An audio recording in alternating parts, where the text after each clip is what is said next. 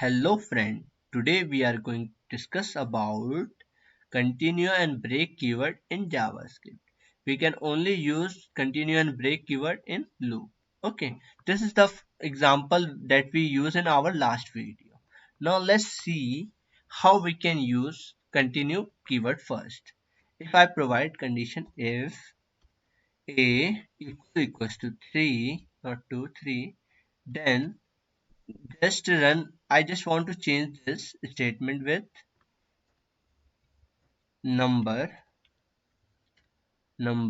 and colon a plus a then plus b r tag.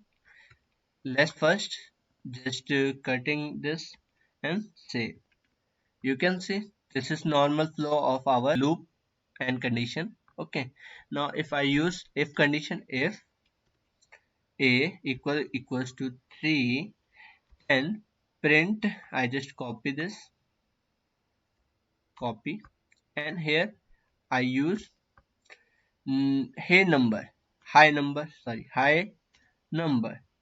Let's say you can see high number is printed, but after this 3 again printed.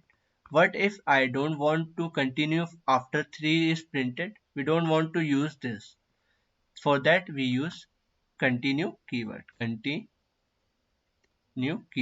and then provide semicolon. Let's say you can see this statement of 3 is not printed checking after seeing continue. Why? Because continue means after this continue from loop, starting of the loop. Here check increment and then check condition. This is how we can use continue. And if I use break keyword here, break and semicolon, let's say you can see after 3 nothing is printed. Why?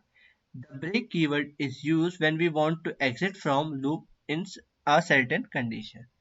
That's why we provide break.